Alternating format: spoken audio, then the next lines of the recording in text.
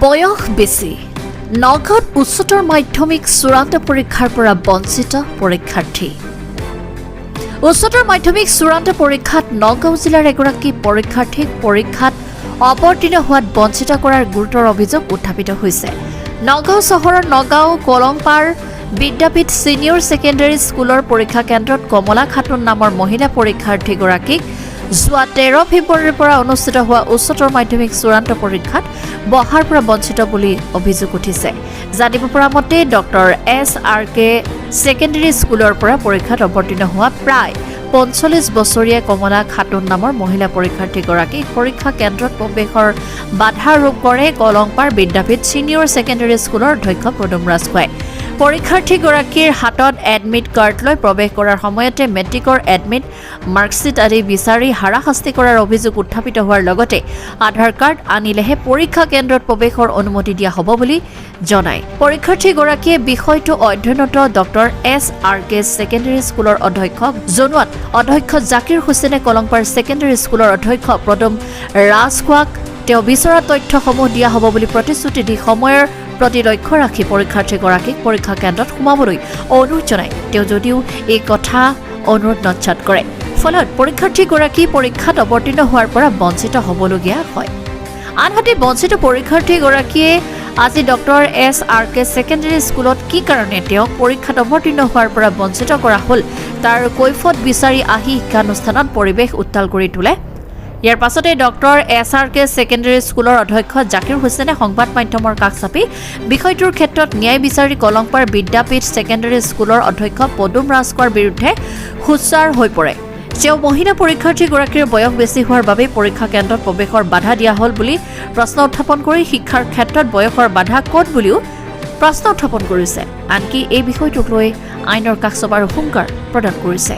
আনহাতে এই বিষয়টোৰ ক্ষেত্ৰত জিলা সংমণ্ডল বিদ্যালয়সমূহৰ পৰিদৰ্শক মৃদুল কুমাৰ নাথে বিষয়টো তদন্তৰ আওতাত থকা বুলি প্ৰকাশ কৰি মন্তব্য প্ৰকাশ কৰাৰ পৰা বিৰত থাকে। Bureau report, Assam north east news live.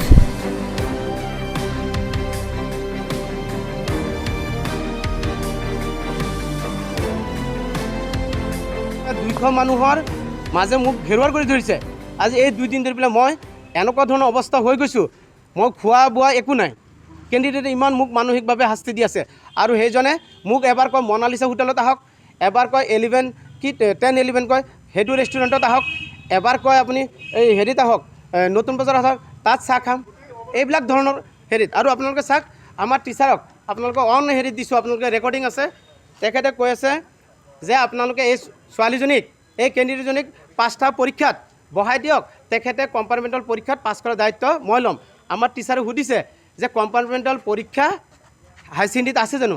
কোৱা আছেতো। তেখেতে এজন প্ৰিন্সিপাল হৈ পেলাই নাজানে যে কম্পাৰ্টমেণ্টেল পৰীক্ষা হাই ছেকেণ্ডেৰীত আছেনে নাই, আৰু এবচেণ্ট এটা কেণ্ডিডেট কেনেকৈ দিব? আপোনালোকে ৰেকৰ্ডিং শুনক। আপোনালোকে মই ৰেকৰ্ডিং চব দি আছোঁ, আপোনালোকে প্ৰেছ ক্লাবত দি আছোঁ। আৰু আপোনালোকে শুনক, আপোনালোকে মই এডমিটত দি আছোঁ আপোনালোকক। আপোনালোকে এই চাওক অলপ পিছে পিছে ফোনত ডিষ্টাৰ্ব দিছে আমাক। শুনক আপোনালোকে। নাই ছাৰলৈ মই ফোন মাৰিছিলোঁ বাৰু। ছাৰে মানে ক'লে ছাৰ হেৰি আমাৰ কমিটি মানুহলৈ মিটিঙত বহিছে, কাৰণ সেই মানুহজনীয়ে ছাৰক মানে যাতাকে কৈ আছে ন। এতিয়া মানুহজনীয়ে কৈছে কেছ দিমে, এতিয়া কাৰ নামত দিয়ে এইটোতো নাজানো।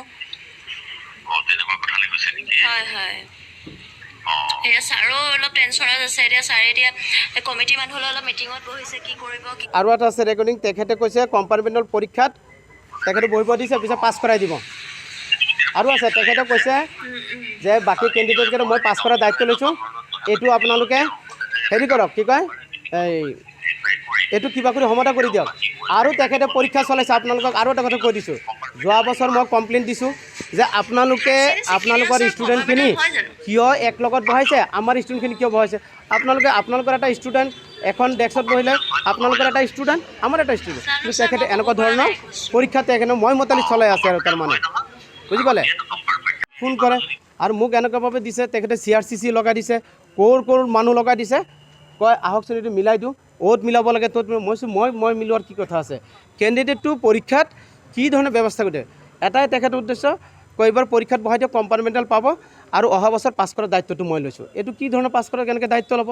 অলপ আগত প্ৰেছিডেণ্টক জোৰ জবস্তি কৰি মাতি পেলাই তেখেতৰ কলেজত লৈ গৈছে অলপ আগত। এই চিঠিখন 15-20 মিনিট হৈছে মই পাইছোঁ। হে 15-20 মিনিট হৈছে। তেখেতে মই এতিয়া কেণ্ডিডেটে কৈছে মোক যে মই অৰিজিনেল ডকুমেণ্টছখিনি দিম, দিয়াৰ লগে লগে মোক পৰীক্ষাত বহিবলৈ দিব নে নিদিব। ঘটনাটো হৈছে আপোনাৰ তেখেত এই বছৰৰ হায়াৰ ছেকেণ্ডেৰী ফাইনেল কেণ্ডিডেট। তেখেতৰ বয়স 45তকৈ অলপ বেছি। তেখেতে আমাৰ টোটেল 72 ষ্টুডেণ্ট কেণ্ডিডেট আছিল পৰীক্ষা দিবৰ কাৰণে। পৰীক্ষা দিবলৈ যেতিয়া আহিছে, অহাৰ লগে লগে আমি টিচাৰ প্ৰায় 17জনমান আহিছোঁ আৰু কমিটিৰ আৰু 6-7জন আছিল। আহি পেলাই আমি আহিছোঁ ইয়াত, আমি ষ্টুডেণ্টখিনি আমি সোমাব দি আছোঁ। সোমাই দি থকাৰ পাছত কি কয় আপোনাৰ কলংপাৰ বিদ্যাপীঠ। পিছত এটা কেণ্ডিডেটৰ মোৰ স্পৰ্টিং পিন্ধি অহাৰ কাৰণে কোনো পধ্যে তাক সোমাব নিদিয়ে। পিছত কৈছোঁ মই প্ৰিন্সিপাল, মই তেখেতক মই চাৰ্টিফাই কৰি দিছোঁ এইটো ষ্টুডেণ্ট, আৰু নেক্সট টাইম তেনেকৈ স্পৰ্টিং পিন্ধি নাহে। অলপ পিছত মই খালি কেণ্ডিডেটটো খালি ওচৰতে আহিব পৰা নাই, অলপ পিছতে অলপ দেখা পাইছোঁ এই তেখেতসকল আছে, তেখেত আছে মোৰ ষ্টাফ তেখেত আৰু জ্যেষ্ঠসকল শিক্ষক আছে, ৰিটায়াৰ্ড পাৰ্চন শিক্ষক আছে মোৰ তাত। ষ্টুপিড ননচেন্স বুলি কৈ গালি দি আছে। আৰু মই পিছত কৈছোঁ ছাৰ এইবিলাক আমাৰ শিক্ষক হয়, বাইদেউসকলক যা তা ব্যৱহাৰ কৰি আছে। মই এতিয়া বাইদেউসকলকে পদুম ৰাজখোৱা মই কৈছোঁ, এতিয়া তেখেতকে মই কৈ আছোঁ যে এইজন আমাৰ শিক্ষক হয়। অলপ পিছত চাইছোঁ তেখেতে এনেকৈ ৰেজিষ্ট্ৰেশ্যন আৰু এডমিটটো লৈ তেখেতকে ওলাই ইয়াৰ পৰা ওলাই, ইয়াত পৰীক্ষা দিব নোৱাৰোঁ, ওলাই ইয়াৰ পৰা, ইয়াত তই কি কয় আপুনি দিব নোৱাৰে, কি কয় অ'পেন স্কুলৰ পৰা মেট্ৰিক পাছ কৰিছে, অ'পেনৰ পৰা যাক, এইবিলাক ধৰণৰ তেখেতক। পিছততো চাইছোঁ মোৰ ষ্টুডেণ্টখিনি ইফালে হুলস্থুল কৰি আছে। মই ইফালে টিচাৰৰ মই সান্তনা দিম নে মই কমিটি মানুহক যে অপদস্থ কৰিছে সেইটোৱে কৰিম নে ষ্টুডেণ্ট কৰিম, আৰু যিজন কেণ্ডিডেটৰ লগত তেনেকৈ কৰি আছে। এনেকুৱা ধৰণৰ হুলস্থুলৰ পৰিৱেশ এটা পৰীক্ষা চলাবলৈ যোৱাত এনেকুৱা পৰিৱেশ আৰু তাৰমানে। পিছত এটা সময়ত গৈ মই এটা সময়ত গৈ কৈছোঁ যে ছাৰ এই কাগজখিনি বৰ্ডে যেতিয়া কৰিছে আপুনি পৰীক্ষাত বহিবলৈ দিয়ক, আৰু কি ভেৰিফাই কৰিব আছে আপুনি চব কৰি লওক। আৰু মোৰ তাত ষ্টুডেণ্টৰ ফাৰ্ষ্ট ইয়াৰৰ এডমিট আছে, ফাৰ্ষ্ট ইয়াৰ মাৰ্কশ্বিট আছে বৰ্ডৰ, আৰু ৰেজিষ্ট্ৰেশ্যন কাৰ্ড এডমিটটো বৰ্ডৰ আছে, আপুনি চাই লওক। আৰু কয় নাই চব লাগিব। মই কৈছোঁ চব লাগিব নেকি কওক, কয় আধাৰ কাৰ্ড লাগিব। মই কৈছোঁ ছাৰ এতিয়া আধাৰ কাৰ্ড মাক পুতেকে পৰীক্ষা দি আছে, আধাৰ কাৰ্ডখন কেনেকৈ মই কৰিম। মই ফোন কৰিছোঁ, কয় ছাৰ মই স্কুলত আছোঁ, তেখেতৰ ছোৱালীজনী মাষ্টৰনী। মই ফোন কৰাৰ লগে কৈছে মই স্কুলৰ পৰা গৈহে দিব লাগিব। তেতিয়া তেখেতেও কি কৰিলে সোনকালে গ'ল স্কুললৈ গ'ল। যোৱাৰ লগে লগে তেখেতে মোক কি কৰিলে কাগজখিনি দিলে মোৰ মই লগ কেৰাণীৰ মোবাইললৈ মই তেখেতে ৰিচিভ কৰি পেলাই দিব লাগিছিল যে কাগজখিনি যে আহিছে। একদম দিব নিদিলে। লাষ্টত তেখেতে মূৰ ঘূৰাই পৰি গৈছে। মই লগতে মোৰ বাইদেউসকলক লৈ তেখেতক মূৰত পানী ঢালি পিছত এক জেগাত বহাই পেলাই মই বহুত সান্তনা দি পেলাই আজি ছ'চিয়লজি। আৰু তেখেতে এনেকুৱা কৰিছে, মানুহ লগাই দিছে, মানুহ লগাই পেলাই কি কৈ আছে, কয় যে যিটো পৰীক্ষা গ'লে বাকী 5টা পৰীক্ষা দিয়ক, মই কম্পাৰ্টমেণ্টেল পৰীক্ষা দিয়ক। এইটো আপুনি এইটো ৰেকৰ্ডিঙতো আছে, কৈছে পদুম ৰাজখোৱাই কয় 5টা পৰীক্ষা দিয়ক, তেখেতে কম্পাৰ্টমেণ্টেল পাব। পিছত আমাৰ বাইদেউ কৈছে কম্পাৰ্টমেণ্টেল কেনেকৈ হ'ব, হায়াৰ ছেকেণ্ডেৰীটো কম্পাৰ্টমেণ্টেল নাই। কৈছে কোন আছে এতিয়া ষ্টুডেণ্টে কেছ দিব বিচাৰিছে, ষ্টুডেণ্ট আজিও পৰীক্ষাত বহিব দিয়া নাই, আৰু কয় এতিয়া মোৰ প্ৰেছিডেণ্টক মাতি লৈ গৈছে, লৈ পেলাই আমি যাব বিচৰা নাছিলোঁ, তেখেতক পঠিয়াইছোঁ। কৈছে ষ্টুডেণ্টটো ফাৰ্ষ্ট ইয়াৰৰ পৰা আমাৰ তাত পঢ়ক, পাছ কৰাৰ যি দায়িত্ব আছে মই ল'ম, আৰু বাকী ষ্টুডেণ্ট যিখিনি পৰীক্ষা দিছে সেইখিনিৰো দায়িত্ব ল'ম। এইবিলাক পদুম ৰাজখোৱাই কৈছে। সুধক প্ৰেছিডেণ্ট আপোনালোকে বাইত লওক। আৰু তেখেতে এই অলপ আগত মোলৈ এখন ISR এইটো পঠিয়াইছে। মই পঠোৱাত মই বেয়া পোৱা নাই। মই তেখেতে দিছে original certificate, marksheet, admit card জমা কৰিব লাগে। মই কেণ্ডিডেট কৈছোঁ আপোনালোকে এইখিনি ডকুমেণ্টছ লৈ পেলাই আহক। পিছত কৈছে ছাৰে আমাক এই যে 2 দিন যে পৰীক্ষা গ'ল, এই পৰীক্ষাত বহাৰ সুবিধা কৰি দিব নে নিদিয়ে। যদি কয় দিম বুলি কয় তেতিয়া মই এতিয়া ডকুমেণ্টছ লৈ পেলাই আহি আছোঁ। আৰু এতিয়া তেখেতসকলে অলৰেডি এখন কেছত কৰিছে। আমাক কালিৰ পৰা ঘূৰাই কৈছে কয় ইয়াত আহক তাত আহক, এনেকুৱা ধৰণৰ অৱস্থা। আৰু মোক হোটেল 10-11 মাতিছে। নতুন 13 তাৰিখ আৰু আজি 2টা পৰীক্ষা গ'ল। তেখেতে 13 তাৰিখেতো পৰীক্ষাটো ওলাই দিছে। 13 তাৰিখৰ পৰা এই হুলস্থুল আজিও দিবলৈ দিয়া নাই।